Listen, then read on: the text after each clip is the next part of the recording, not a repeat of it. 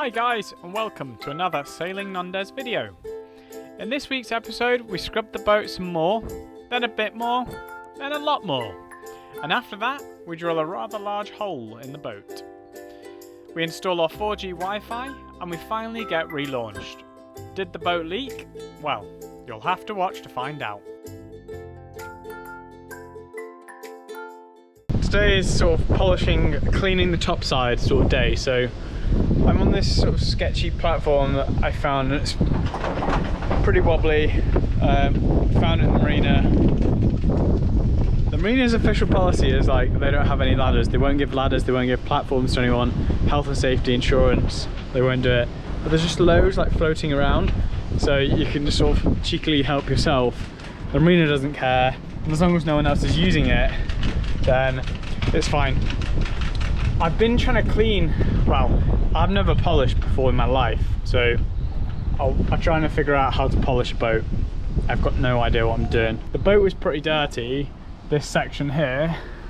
I mean now it's not, now it's sparkly, but beforehand it was pretty dirty. There was like rust spots, loads of like black rubber fender marks or rub marks from rubbing on a pontoon or something. And also like where dirty water drains off, it leaves these like black drip residue, grease, soot marks.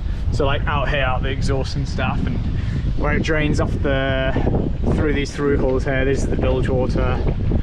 I cleaned it down with a sponge and some soapy water, and that didn't really shift any of it, so that was kind of quite disappointing. And now I'm trying some different things. So I've tried I tried to just polish it straight away, and then the polish wasn't really getting rid of like the stubborn stuff, like it gets rid of the black like rub marks, but really slowly, and you have to work hard to do it.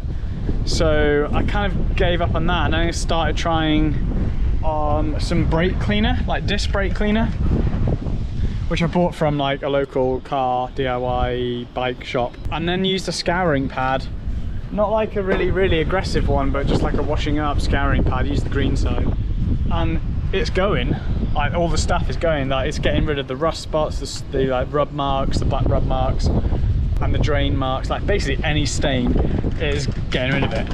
And so this is what it looks like now. I've done from like this window to the back of the boat. There's a few like little scratches here and there, like you see there, that's actually gone through the paint, and so you can see like there used to be a magnolia cream coloured paint before this. This is like the worst place to start because this has got so much. It's got the bilge stuff draining here, which makes a mess. It's got the exhaust here, which makes a mess, and there's just a lot of bumps on this side. It looks so much better already. Like it looks like we have a borderline, this one little section of boat, it looks like we actually have a smart looking boat now, which is quite cool. Yeah, we're already fighting the weather here. Forecast is for it to rain like heavy, like imminently, so I'm trying to get as much sun as I can before the rain starts. It's just got, you know, these are the rub marks I was telling you about, greasy marks. This is where these blue strip was. We're taking it off from here to the front, so there's sticky residue I need to get rid of. This is a stress fracture, it's been bumped at some point. I don't know what I can do to get rid of that, probably not much. Just polish it, because it's got blue staining on it, and the polish might get rid of some of the stress cracks. Yeah, other stuff like, you see that, it's like rust markings. I don't know if you can see very well because of the light, but then there's like, yeah, more rub marks. So I'm gonna get rid of all of that, and there's a big sort of sticky mess up there with some of this brake cleaner and a scouring pad. So let's crack on.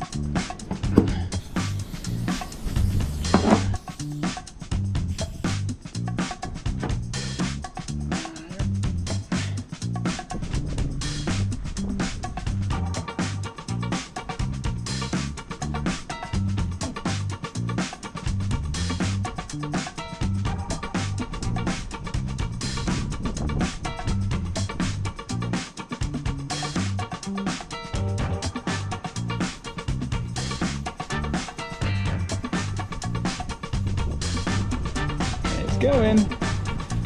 There we go. Gone.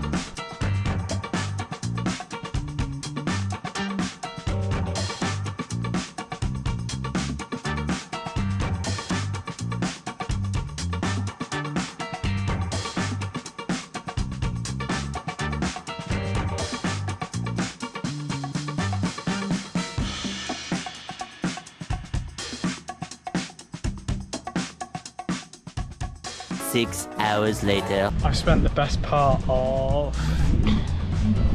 6 hours trying to get rid of the Catherine.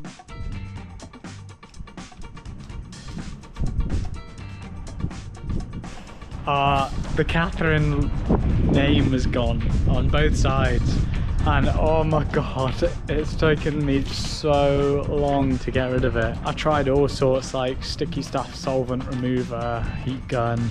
In the end, I think the heat gun worked the best, but it's a really fine line between basically like boiling or burning the paint. And what happens is it starts to get these tiny little bubbles on the paint, which is basically getting too hot, boiling.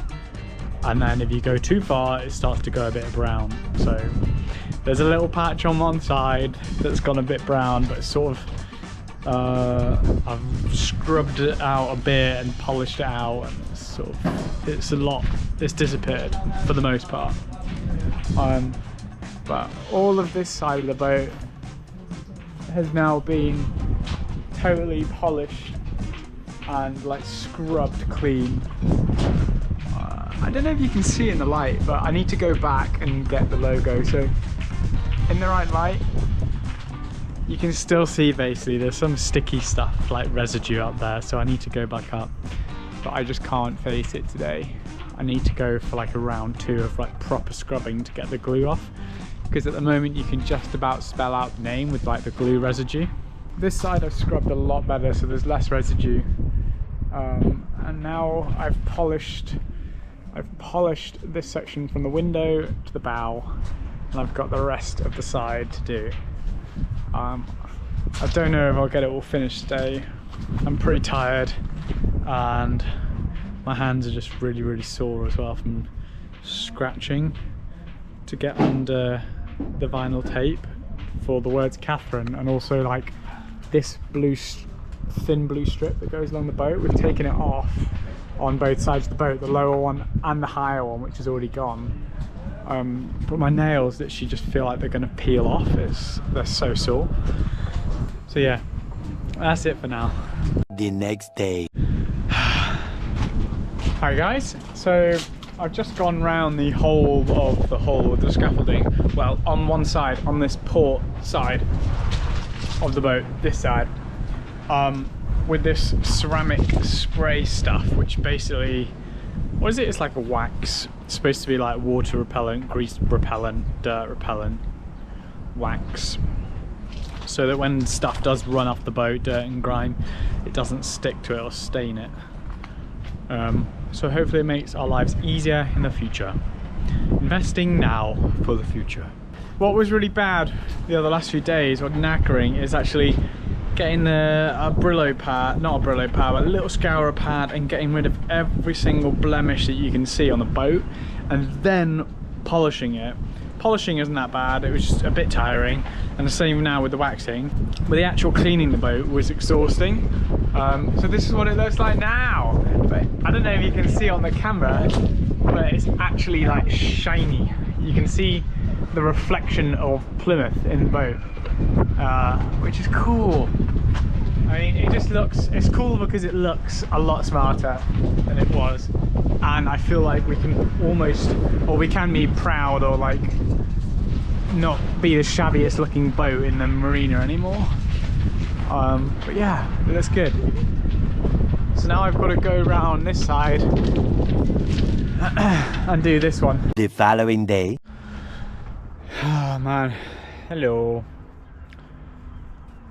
That's the whole hull polished now with this ceramic spray. My hair is like crazy because basically it's got this, not polished, it's wax. It's like, it's called ceramic wax, but it's now, you spray it as a fine mist on the boat and then buff it in, and obviously it's quite windy today, as it always seems to be, and it blows back in my face. I'm covered in this wax on my hair as well, so I can do anything I want to it, and it basically holds its shape. That's it though, that's the hull. Cleaned, polished, waxed, and I'm just so achy. I've basically spent, yeah, so Tuesday till now, so Tuesday, Wednesday, Thursday, Friday, 4 like full-time days, like 9 or 8 a.m. starts all the way through to like minimum 6 p.m, sometimes 8-9 p.m, just cleaning and polishing and then waxing, and I'm like, my body is actually just so sore.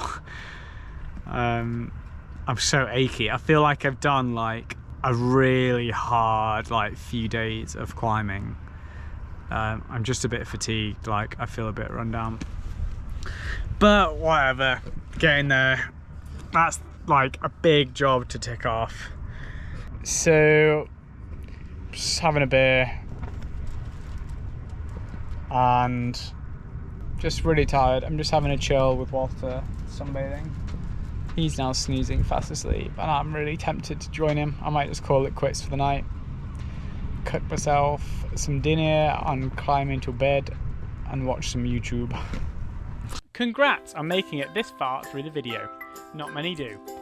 If you're enjoying it, please give us a like and consider subscribing. It's free to do and it makes a huge difference in keeping us motivated to make more videos for you.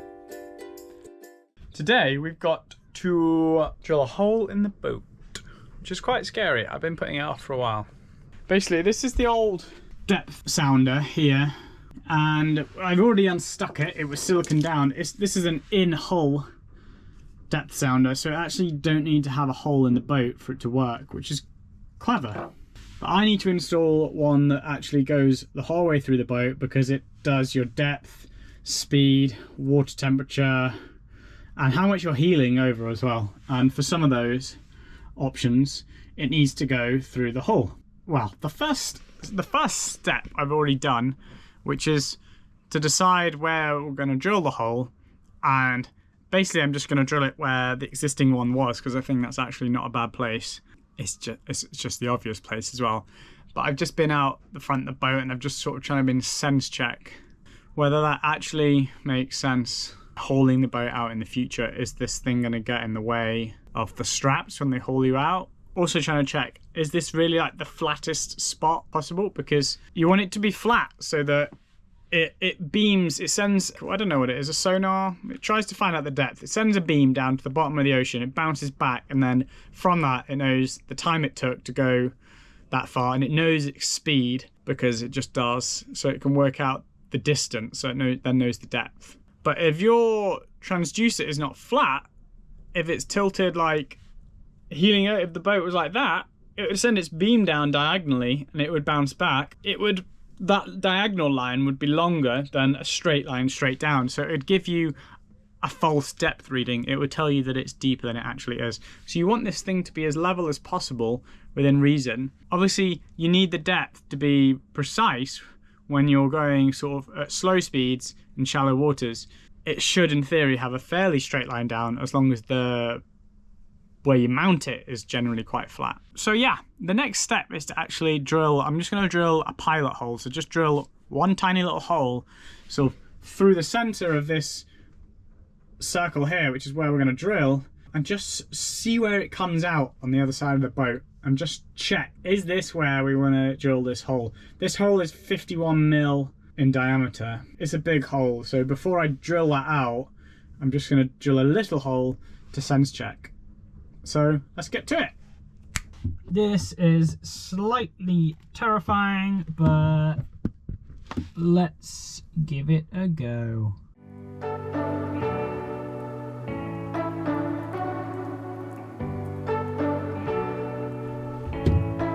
I can see daylight.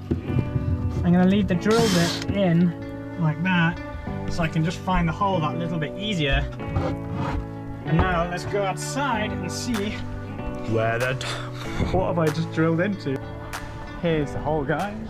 Truthfully, I'm ever so slightly annoyed because it could come, it's not, this is by no means horizontal, is it? But thing is, if I mount it here or here, there's zero access for maintenance or pulling it out and putting the blanking plate on for doing anything. So I think it makes sense to have it here. I'm gonna do like a little test I only need the depth standard to be accurate in shallow depths. I don't care if it's over like 20 meters, and instead of it, and the depth, it's giving me a reading of 21 meters, but the depth is actually 20. It doesn't really matter. It's just vaguely interesting. And obviously you can roughly agree that to your charts. But the important thing is where it's telling you that it's 2.5 meters or 2.6 meters, like which one is it? So I'm going to do a test and see how far off it would be. I set about measuring a vertical line down from the centre line of the boat and made a note of the distance, 144 centimetres. I then measured a straight line trying to keep the same angle as the drill bit coming through the hull of the boat, and again measure the distance, 146 centimetres, so a 2 centimetre difference. I don't think I ever need to worry about this as a problem, so I set about drilling the larger 51 centimetre hole.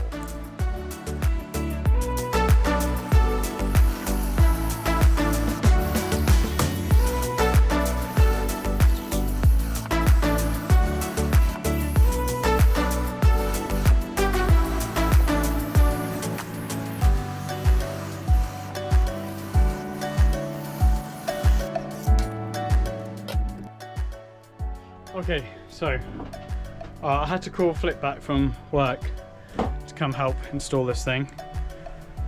So that's now done. So I didn't film any of it because it was in a rush. He had to go back to work. But let's have a look.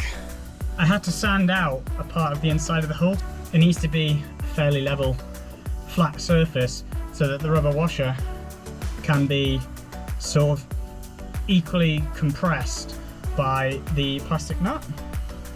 If it isn't, then basically you're not going to have a watertight seal, or you might, but it'll be not a very good one. So as you can see, this is bare fiberglass now, sort of ground out that that high spot. Basically put a load of Sikaflex on the other side of this where it meets the hull, and then also on the threads. You can just see it peeking out, which is good because it's supposed to have Sikaflex that just about comes out of the thread, so that the threads itself also create a watertight seal. You don't get water sort of ingressing their way up the threads and in. This cable I've got to run through the floor. It needs to go from here to our distribution panel, because behind the distribution panel is where we've got our NMEA 2000 network backbone. So that's another job ticked off. One of the big jobs to do whilst we're on the hard. So yeah, high five.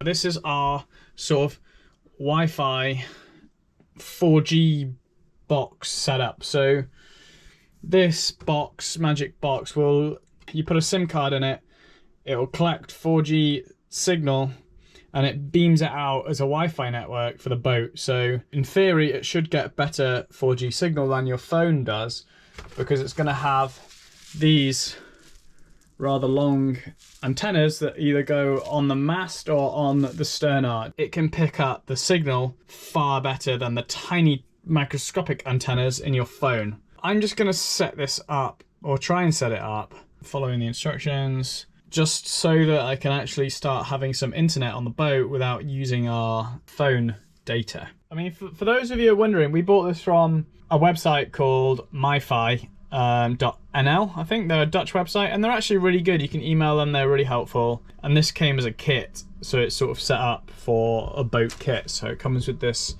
box. You have to make sure when you're buying these, research them. You've got to make sure that well, it depends what you want to do, but if you want to travel the world and be able to put in different SIM cards wherever you go, you need to make sure you have a global version of this. So there's different model numbers. I'm not going to bore you with the entire installation, but it was a very straightforward process.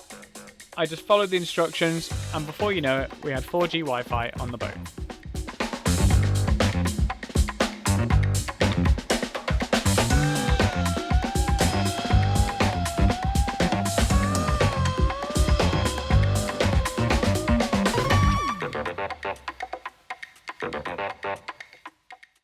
The boat is here. Can you see that? It's in the slings. tomorrow morning, first lift of the day, because we're already in the slings, we go back in the water. So that's really exciting. And we'll try and film it. But we've got to check quite a lot of things. We've got to check for leaks mainly, because I drilled these new holes in the boats. But tonight we ground back the keel. There is this block under it. This is not everything that's supporting the boat. In fact, this block is currently has no weight on it. That's deliberate. The guys left it like that for us.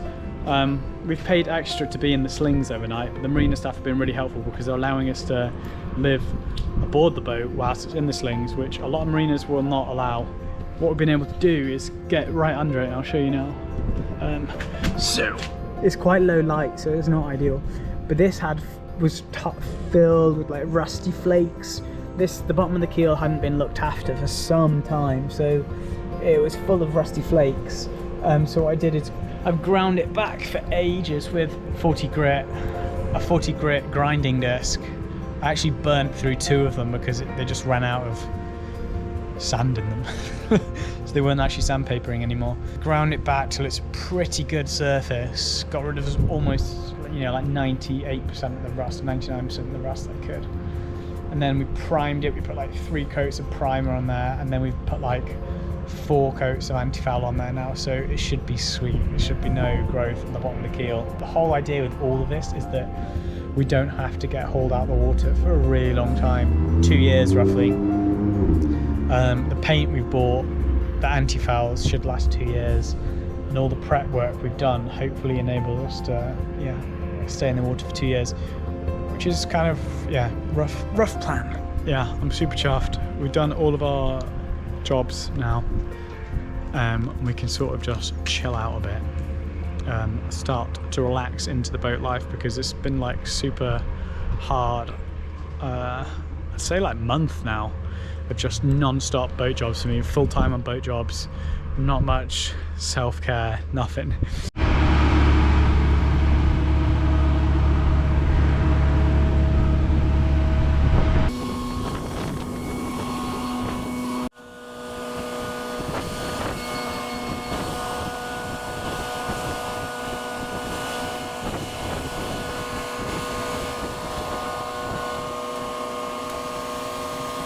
As we got launched, I took some iPhone footage. I checked all of the watertight connections in the hull and didn't find any leaks at all, which was great news. You have to burp the shaft seal to get rid of any trapped air that's inside it. This is an important step as the water acts as a coolant for the bearing. You just squeeze round the edge of the rubber seal and the prop shaft, and air hisses out. Eventually the air stops hissing and water starts squirting in.